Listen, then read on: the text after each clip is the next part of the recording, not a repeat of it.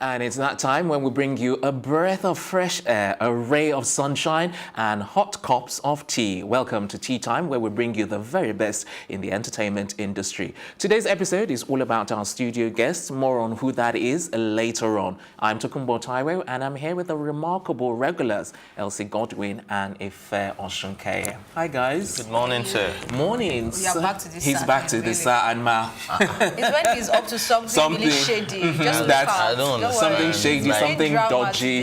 today. Can't I just show He's some bringing respect to drama my today. elders? Who's your Which elders? Exactly. Where Who's his you? elder? Elsie, what she with you? Tiny elder. Oh my days. Okay, so as mentioned earlier, it's not business as usual today. We do have a studio guest, as mentioned. But before we introduce him, I would like to take a couple of comments from our YouTube page on one of our recent episodes of the program. So recently, we talked about Inse Ekpe Etim, who lately who lately revealed that she removed her womb for health reasons. And the conversation actually generated a lot of comments, and we'll bring you a couple of those comments or more. So we're taking comments first from Laura Imomo. But if you'd like to make your own comment, you can do so on YouTube at Plus TV Africa, or you can tweet at us at using the hashtag #TeaTime. So back to Laura Imomo, who says, I love Inse, but she has earned my respect of this. This will definitely encourage women that are under so much pressure to reproduce. The primary reason for marriage is companionship, and let no one intimidate you in depression or even death. There's so many options for becoming a mother these days, and if family members are not okay with it, they are not worth your tears. Go on, sister. You are an inspiration, and may you fulfill destiny as preordained by God and not man. So before we take, you love that, yeah? That's Okay. so sweet. Okay, Ife, what's your take on what she said? Oh, obviously, she made all So the much- sense in the world. All the sense in the world. Okay, you don't sound as enthusiastic as Elsie. Elsie actually gave her a round of applause. Yeah, she's a woman. Wow. That one has gone right over my You head. know, I missed when it. we talked about this thing, and he felt like, oh, if you don't want to have a child, I'll still love you. And then you mentioned maybe because, you know. And now I think he's about to show his real self. But let's keep It's going. not Oh, about showing okay. my real Let's self. keep I'm it just going. saying that you would be able to relate Why with can't it. you In as relate? much as I can relate with it, but you are a woman, relate you will more. be able to relate with it more. And Is that's he being why you sexist would right clap. now, Elsie? It's not No, being he's not. sexist. He's not, It's okay. just, it's not sexism. It's not sexism. It's All just right. reality. Reality. Okay, if You know, Elsie's cool with Ife it. doesn't like that word. That word, And even don't bring both. Exactly, I'm not going to Yeah, bring in. let's Yeah, move on. we're going to No, you differentiate can the bring two of it them. as long as you know the true definition of Of sexism each one of them. and Okay. feminism. But you know, it's relative, and each person has their own definition. Yeah, Cool, let's move on. I was Yes. educated In peace. yesterday. Yesterday. I thought you were supposed to educate her. He turned around. So, no, oh, did you even know who school? Oh my days! Oh, these guys You are know not if I had a already. chat with Chimamanda. Oops! Oh. You I love don't your know. dreams. Oh, You I love my tell you. dreams that I have a chat with Never a dull Chimamanda. moment on this Wow, your program. dreams must be really small. But then I love yours. It doesn't matter. Okay, next up, we've got comments from Wuli Zizi. Says, Nigerian grammar.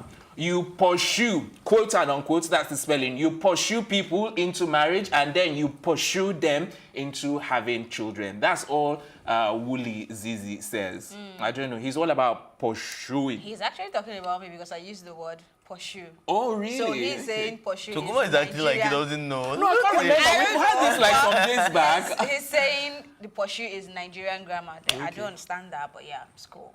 Okay, Ife, what's your take?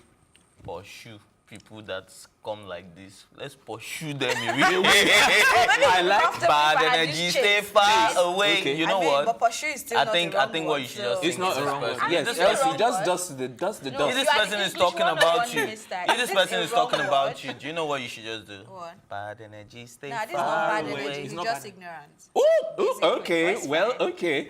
All right, let's move on to our next person, Biemba Selwa. That's the next person that commented. She says, if he's is a she. I really don't know. This world is full of evil things.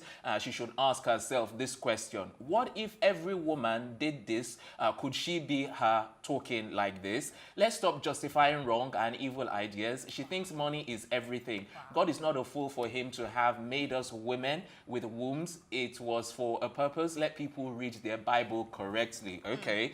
I'm not in support of this, not at all. I stand for what is right, even if the whole world is not with me. We'll still do that. Okay, fair. You wanted to go first. You were saying something earlier. Again, they're coming for Elsie. Is that Elsie again? Yes. Oh, really? Oh, God. Yes. Am I the one that removed my womb?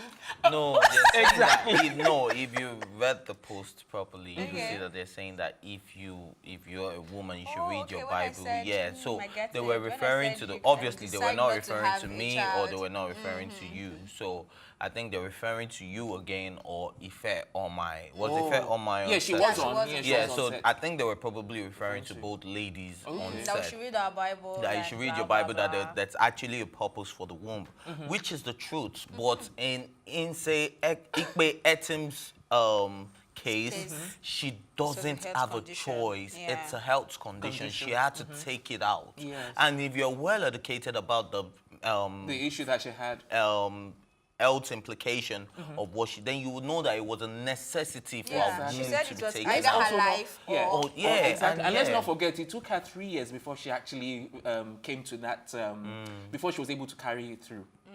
So ignore this again. Bad energy, stay far away. Elsie, are you going to sing that song now? This one is still ignorant. I mean, there's so many people that just live in total.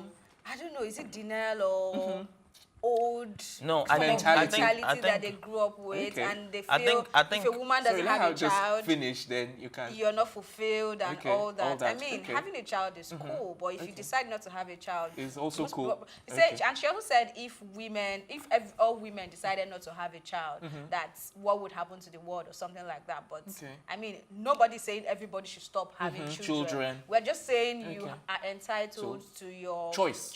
Yeah, okay, all right. Yeah, I think it just boils down to people not paying attention to details, and like we talk about, like people just read headlines and they run with it.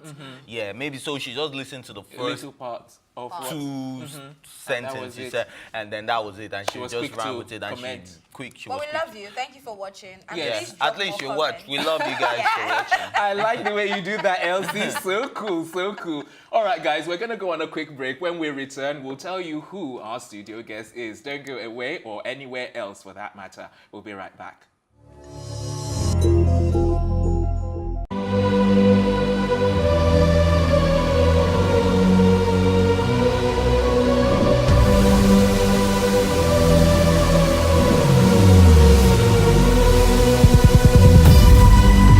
What we do not understand, we will stigmatize.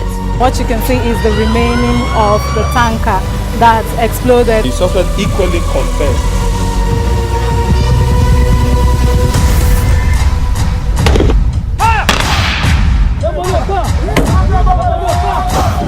A 500 naira they collect am. If you no talk, dem go beat you. Na 2,500 dey pay.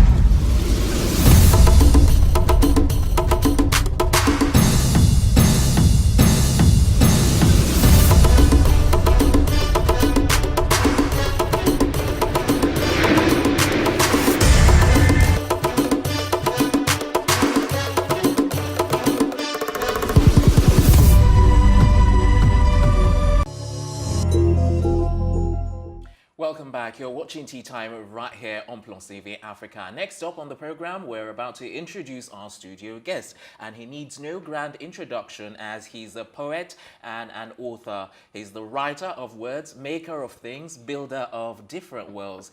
He wrote his first book when he was actually 17, titled Lonely Roads, and it actually took him about 8 years to complete. An excerpt from the book went on to get him shortlisted for the Miles Morland Scholarship for African Writers. Ladies and gentlemen, let's all make welcome author and poet William Moore. Welcome. What's up? Hello. That's good, man. Take that. Okay. Glad to be here. Good. So, where do we start? You know, from authorship or from you being a poet? I really want to start from the fact that you went to Britain to study pharmacy, right? Yeah.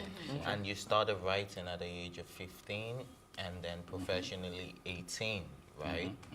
And how would you say that going further to study pharmacy has shaped your writing in any shape or form? Interestingly, I sort of feel, because I studied like a very specific science course, so a lot of things I had to learn about writing and even sort of like psychology and philosophy, because I think like writing has a lot to do with those things. I sort of had to learn them on my own, and in a sense, some days I feel, oh, maybe I should have, studied like journalism or, psychology in school. But then other days I'm like, you know what? Me learning these things on my own has given me sort of like a more nuanced understanding, instead of sort of a lecturer telling you, oh, this is how you should think of this. So I feel in a sense it's some days I'm happy about it, some days I'm not. But so we're going to get a medical book from you very soon, maybe something relating to medical issues based on your knowledge of the medical field. I have definitely considered the idea of writing a sort of a crime series around drugs, because part of the joys of being a pharmacist is you get to know what drugs will kill someone in an overdose, what kind of drugs can I give you that will kill you, and it would look like that will it give was you the a high. mistake. Well, there is that. There is that as well. So who inspired you studying pharmacy? Is it a personal decision? Well, I am Nigerian. We generally have our options in medicine, pharmacy, engineering. My parents weren't big on law, They were like, lawyers don't have money, so we're not sure. Doctors do, pharmacists do, chemists.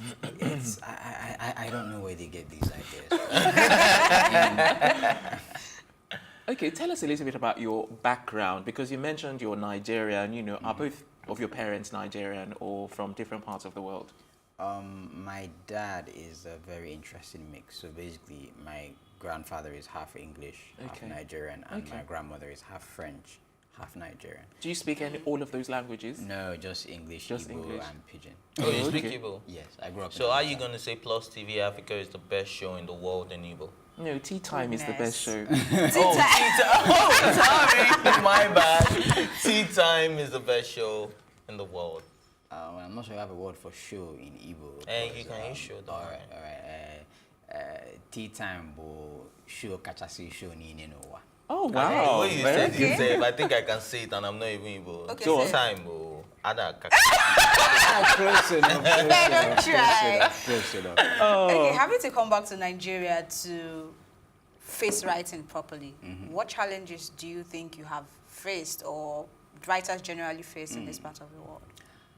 Funny enough, and people, like a lot of writers disagree with me almost violently on this. I've really enjoyed coming back to Nigeria to write. Actually, by the time I got into uni, I discovered women and parties, and I almost like didn't write for like a really long stretch. And then I came back to Nigeria and I was like, wow, the world still exists.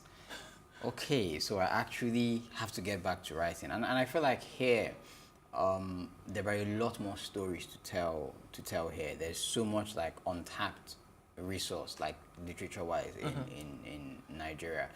I mean, we do have, the problem I would say we have is our industry isn't as developed, so it's not like, say, America, where there's like 50 whatever states, and every other road would have like a bookshop, or like England, where it's very big like that. So that market size sort of puts writers in a position where you sort of, either you're going to go digital, or you would want to publish abroad, where you can sell more books, just because of numbers, basically. But as regards to sort of inspiration, and also because a lot of things I write are very sort of Afro/Nigerian centric. So actually being here, I always tell people, I don't care how brilliant a writer you are. If you are abroad and you are telling a Nigerian story, you will never be able to. There are just those small nuances, like how like say bus conductors here, like I always say like they sing their Balende. like there's a course they all take that they all say it in the same way. And of course. And if you are abroad, and there's a richness to that, and there's a richness to it. And if you read if you read someone that has been gone forever, you lose that authenticity. Yeah, exactly. Okay. All right. Let me ask you about your poems, actually, because one of the things that I saw in most of them, I was like, there's some kind of recurring theme in almost all of them, but you can correct me if I'm wrong. Or should I say maybe the aim for writing is basically to inspire your reader. Is that true? In a sense, yes. Okay, because most of them I found very inspirational in terms of trying to like direct people or raising them up from their low points in life. Is that the case? Yes, and it's funny because a lot of people do that in a very flowery manner. I don't think my poems are flowery. I think they're sometimes actually quite dark, but it's sort of like, it's almost like inspiring tragedy. So my aim is to sort of to challenge the reader in some sense, and if the reader can rise to that challenge, then they would sort of be, well, it sounds very pretentious saying better, but the idea is that you would be better for, you know, having maybe considered like a point of view that might not necessarily be native to you, or you know, so that's. And the desire to inspire other people, is that stemming from your coming back to Nigeria and seeing the I don't know, the economic situation, in fact the plight of the people? Man, honestly, I have the greatest love-hate relationship with Nigeria. I would say, for me personally, what I really aim to do is I believe you can separate knowledge into categories, and we have a lot of what I call factual-based knowledge in Nigeria. How can plant germinate? What causes a rainbow? We know all these things, but then there is sort of like a more sort of like a thinking kind of intelligence, which is something we are not taught this in school. We're not. There's no effort put into it, and what I've sort of noticed being here is that there is a lacking in that, and you see it on sort of social media comments. You read what people write, and you're thinking, whoa, and this person will tell you, oh, I graduated from, you know, Unizik with a 2-1 in blah, blah, blah. And I'm like, dude, like... Okay, I'm glad you actually mentioned the comments. So based on that, would you like to comment on some of the earlier comments we talked about earlier and what some of them were saying? I think he needs to see the full episode to even get a full... No, let him even comment on some of the things. I'm aware of the story. News, the story. I really like the first comment. Okay. Was it Poshu one? It's one of those people that, you know, that probably think that they don't go to toilets, and, you know, they're like they're like better than the rest of us. And I'm very big on sort of like colloquial language, basically, and I think it's very funny that a lot of people have this idea that you are not allowed to introduce words to any language, basically. You know, people look at Shakespeare and say, oh, great English writer, and he invented a lot of words just because, you know, they worked well. And so I'm not sure what he was or she was aiming for there, and then the third one by then just degenerated to complete. I don't think the person read the story at all, and then but even if they did, I have this thing where I tell people, like, and I think this is very, I don't know if it's an African thing or a Nigerian thing. We don't respect individual sovereignty.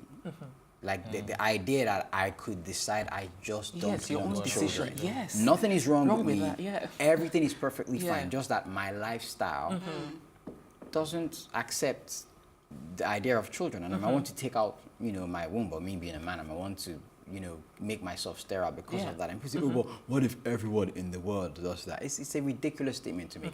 Everyone in the world is not going to do that. There is nothing everyone in. We can't even agree on whether we should have our tea with sugar or milk or whatever. So it's never have it black or white. Have it black or white. It's never going to be the case. But that disrespect for just simple human sovereignty that we don't have. It's all right, terrible. before they ask you the next question, we'll go on a quick break once again. So when we return, it will be time to carry on with our conversation with our studio guest, William. Yes, we'll be right back. Don't go anywhere.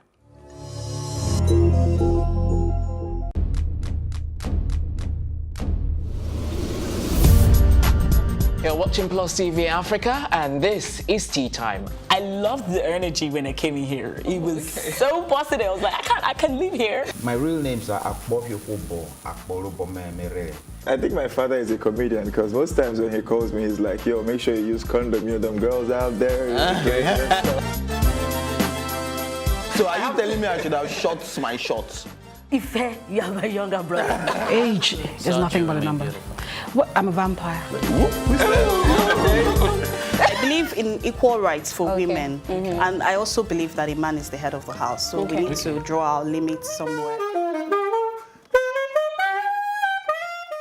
It feels so good. Now can I do my jam now? Yeah, you can. Thank you.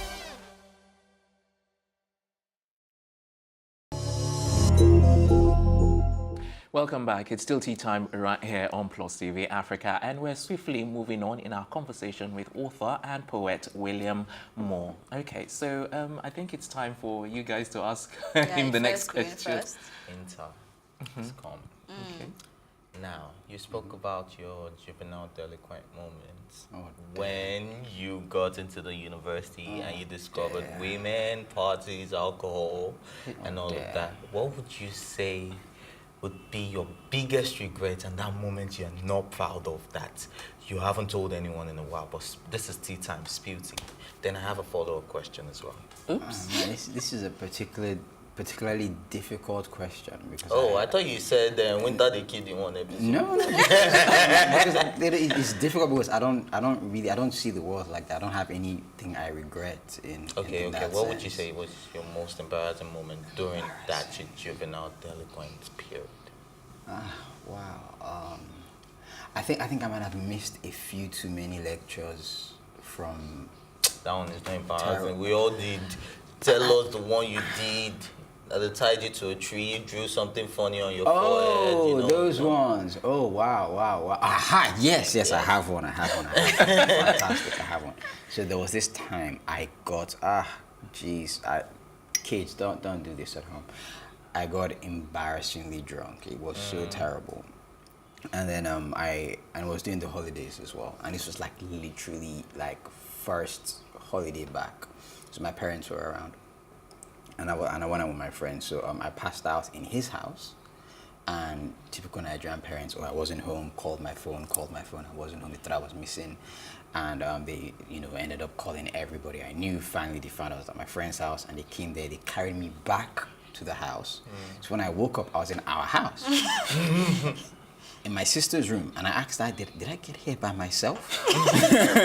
And she's like, yeah, you wish you got here by yourself. So apparently they had to literally carry me, put me in a taxi, drive me back to the house. And all that time you were still unconscious? All this time I was still unconscious. Oh my days. Wow. Okay, so Tokumbo made reference to your poems and the fact that they're inspirational. So nobody comes on this tea time set without, if you're a musician, you have to sing. If you're a rapper, you have to rap. So you have to tell us a poem real quick. All right. Anxio di Pratica. That's the one you like? No, I was just giving him inspiration. Maybe. He could be spontaneous. Yeah, he could be decide to do his poem a freestyle. Right now, Okay. All right. I'm just trying to figure out which one. Okay. Do you guys have a special category you would prefer? Politics? No, just do your thing. All right. Anything that makes that I think you should do politics. Politics? No, this isn't. Just do what you want. I want him to just be free. Okay. Yes. All right. We don't want to box you. All right. I will do. I'll manage one. Okay. So this poem is called "All Her Shades," and it goes. I think I like that one. And it goes. Love you from the sole of your feet up to the crown of your hair. Nappy, kinky or curly, every style that you wear. Be you the blackest of berries or lightest of fruits. Right now, I'm just trying to say this to you. Yes, I am loving your shade, every spectrum and tone, a million shadings of gold. Your beauty, a story untold. Because they depict you as less bleaching creams and worse for your health to line their pockets with wealth. Chemicals all in your hair, another mask that you wear. Can't stand the stare or glare, afraid of being yourself. Promises say you are free, but freedom comes with a price. Purchased with parts of your soul, filling illusions of holes. Black, brown, or yellow skin, we love it all. It's the truth. The only preference is for essence, and that essence is you. Wow. Can you do me a favor? Can you do me a favor? He wants just say it to all my exes, to all Ife's exes. Just if I tell them. One more question. Just tell them from it's all not my from exes. you. It's dedicated to all Ife's exes. Thank you very much. No, this one is important. So I wanted to know, I mean, I love money, so the music, the writing business is important to me. What exactly do you do to make money, or how does it work for you to make money as a writer? Fantastic question, actually. There are a lot of different ways of monetizing writing. I think it's quite a shame that there is no school to teach writers and artists in general how to sort of try and monetize more. So say for me, I would speak for myself, I can't speak for everybody. I do some corporate writing, so I've written stuff for Wando, Siemens, Durex. Yeah, I particularly enjoy writing for them, actually.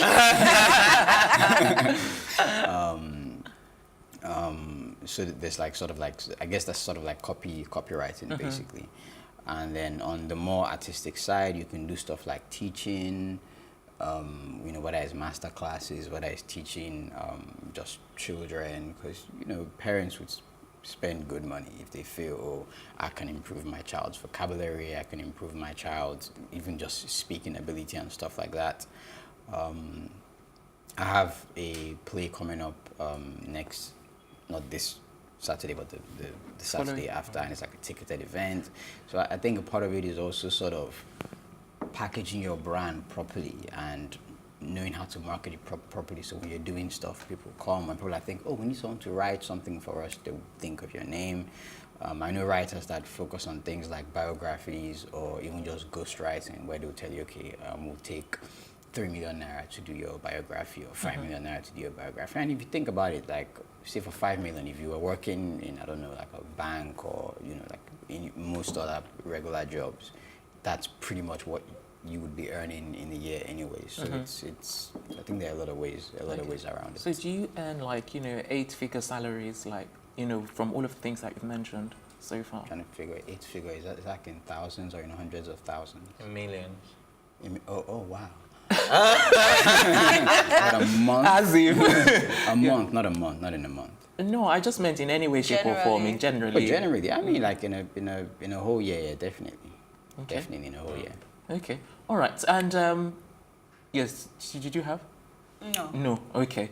I wish we had more time. I wanted to ask you something about your poem, especially the one that you recited, and then what sort of effect it had on women and your exes or current.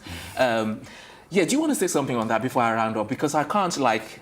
It's a lot of women, no matter how many times you say this, but a lot of women strongly believe, and not just general, a lot of women strongly believe that, but black men and all men in general have a very strong preference for lighter women. And you could try and say, look, like, it is not true. We don't really like, there are dark women that are very pretty, there are yellow women that are very pretty. Okay, let me make it simple because we're out of time. Did your poem or any of your write-up, did it sort of affect...